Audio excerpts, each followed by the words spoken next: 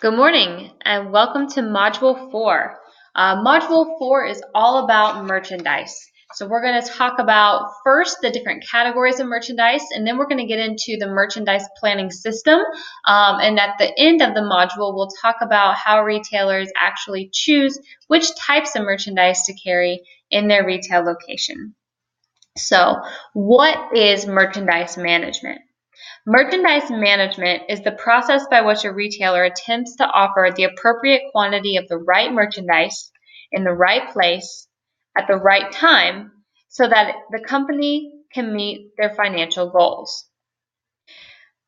In order to be in merchandise management, buyers have to be in touch with what the customers want to buy, but their most important skill is their ability to analyze sales data constantly and be able to make appropriate adjustments in price and inventory levels over the course of a year and throughout time.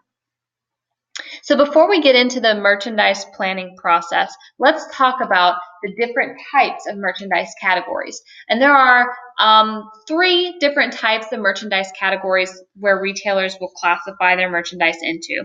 And the first is staple merchandise categories. Staple merchandise categories are categories of items that are continuously in demand over an extended period of time. When we talk about staple merchandise, it's very predictable and it's easy to forecast demand every week. Even if a mistake is made and too much of an item is ordered, the retailer is not going to struggle to sell that item. So let's think about a few categories of staple merchandise. All right, men's underwear is a staple merchandise item. It doesn't change over time. It's continuously in demand, and it's not something that changes colors or styles very often. Copy paper would be an example of a staple merchandise category. It's in demand continuously over time. Basic t-shirts or camis for women. Those are items that are continuously in demand over time. Canned soup is another type of staple merchandise. So let's say a buyer accidentally orders 2 months worth of canned soup for 1 week in the store. Well, what happens? Not much, other than the retailer has to pay for 2 months supply versus 1 week supply, but the retailer is going to be able to sell that canned soup the next week and the next week and the next week. And they're going to sell it, and they're going to sell it at full price. So it's not that costly to a retailer for making a mistake in ordering. When we order staple merchandise, our planning involves a continuous replenishment process, and that involves continuously monitoring the merchandise sales and generating replacement orders automatically when inventory drops below a predetermined level. So we're going to talk about later in this module how to actually calculate what that predetermined level of inventory should be for staple merchandise categories so that our systems can automatically order. It saves time for the retailer and for the merchandise buyer. The second category of merchandise is a fashion merchandise category. Fashion merchandise category, these items are only in demand for a short period of time.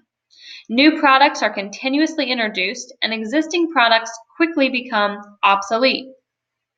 In some cases, the basic product won't change, but the color, style, or technology will differ from the last round of production.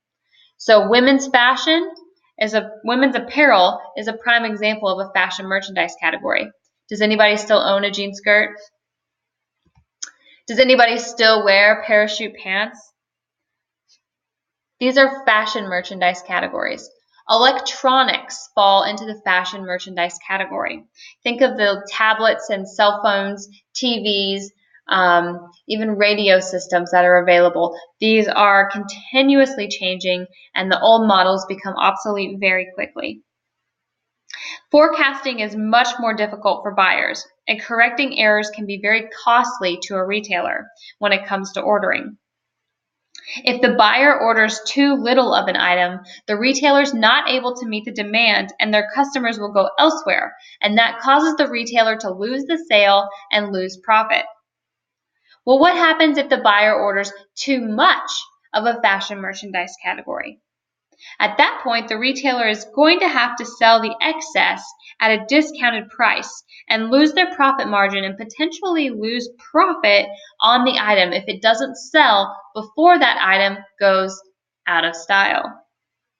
So the goal for the retailer is to be as close to out of stock as possible at the same time that the SKU moves out of fashion. And that is a painfully difficult process, but that's the job of the merchandise buyer, to analyze the data and to understand how much of a product a retailer needs. And we'll talk about how buyers manage that fashion merchandise ordering process. We're going to talk about the third category of merchandise, which doesn't have its own column here, but is seasonal merchandise. And seasonal merchandise categories consist of items whose sales fluctuate based on the time of year. So snow shovels, swimsuits, Halloween candy, Oktoberfest beer, these are all seasonal merchandise categories. Seasonal merchandise categories can consist both of staple and fashion merchandise categories. If you think of a snow shovel, that's a staple merchandise category. It doesn't change. It's continuously in demand when there's snow. But maybe Halloween candy is a fashion merchandise because it does fluctuate in flavor and shape and size over the course of time.